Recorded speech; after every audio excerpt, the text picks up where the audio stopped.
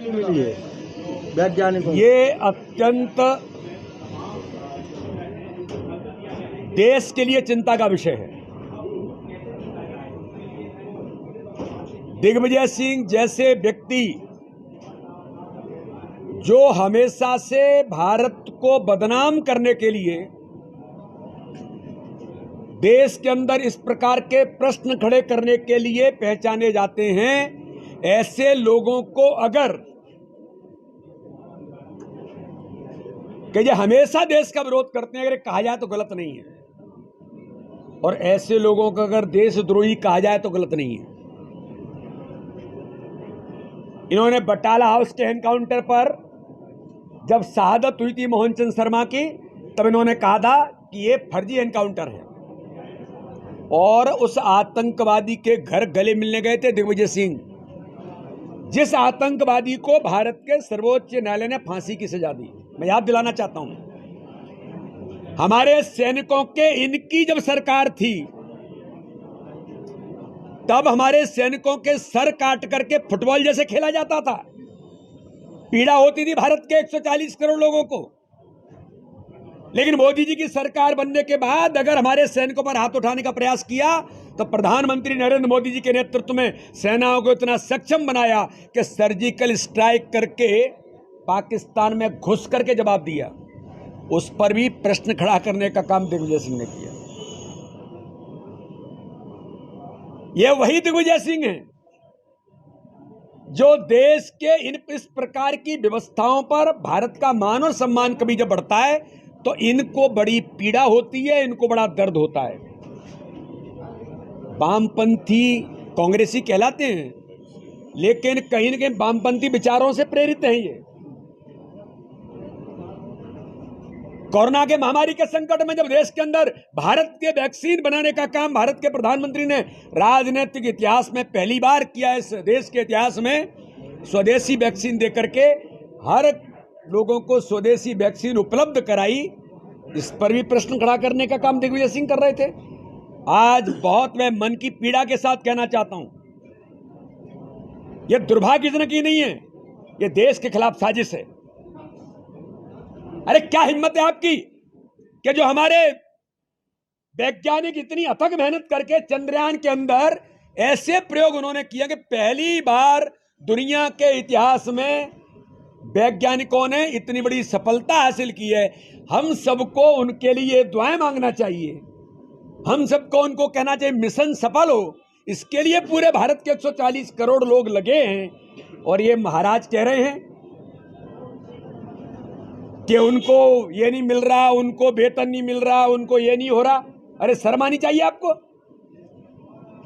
अरे आज तो हमारे लिए खुशी का दिन है, दुनिया के लिए खुशी का दिन है, वैज्ञानिकों की खुशी का दिन है, देश के लिए खुशी का दिन है कि जब चंद्रयान 3 सफलतापूर्वक लैंडिंग की ओर अग्रसर है, और ये दुनिया के अंदर इतिहास बनेगा। दिग्विजय सिंह जी, अगर आपको इस प्रकार की चीजों में ही आनंद आता है, भारत को बदनाम करने में ही आनंद आता है, इनका तो इतिहास है।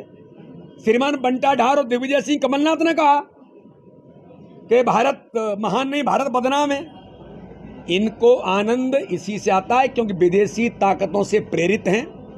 इन्हें भारत के अंदर अच्छा होता हुआ दिखता नहीं है, इसलिए मोदी जी के नेतृत्व में देश आगे बढ़ रहा है।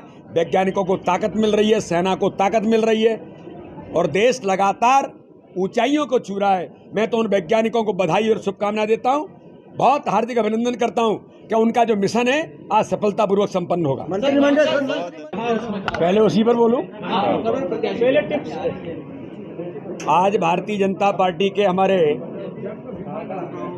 मध्य प्रदेश विधानसभा के 2023 के 39 घोषित प्रत्याशियों की बैठक थी, और उस बैठक में आप सब लोग जानते ही हैं कि राजनीतिक इतिहास में इतने दिनों पूर्व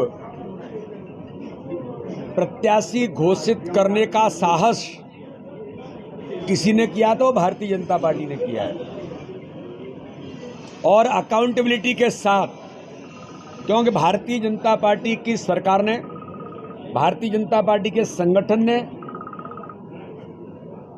एक कॉन्फिडेंट होकर के अपने प्रत्याशी 39 जो घोषित किए हैं उन प्रत्याशियों को आज सभी ने मिलकर के हमें चुनाव की दृष्टि से जो जो करने योग्य काम हैं, एक अच्छे प्रत्याशी के नाते से हमारी जो भूमिका है, इन सारे मुद्दों पर हमारे चुनाव के प्रभारी आदरणीय भूपेंद्र यादव जी, सह प्रभारी आदरणीय अश्विनी जी, हमारे चुनाव प्रबंध समिति के हमारे संयोजक नरेंद्र सिंह जी, माननीय मुख्यमंत्री जी भी शुरुआती बैठक में उपस्थित थे।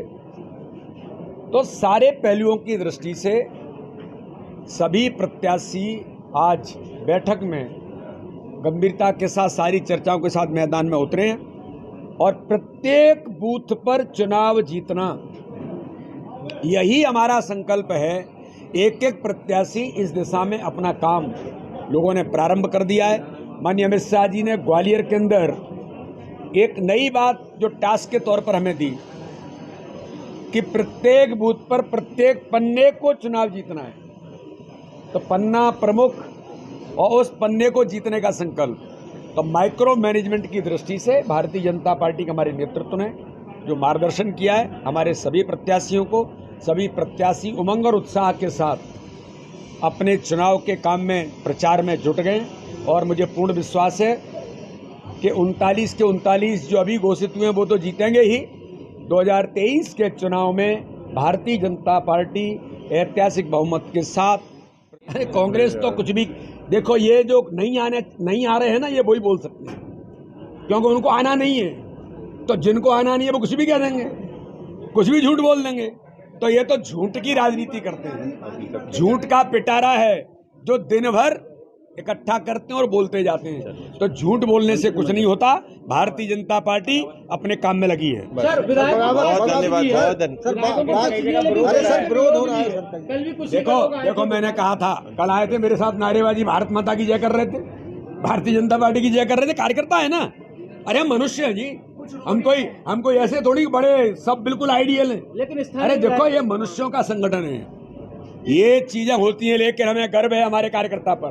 कार्यकर्ता अपनी बात कहता है, प्रेम से कहता है, हम सुनते हैं और वो काम में लग जाता है। चिंता मत करिए, 39 के 39 भी जीत रहे हैं और आगामी आने वाले जब घोषित होंगे तो भारतीय जनता पार्टी प्रचंड बहुमत की सरकार। बहुत धन्यवाद।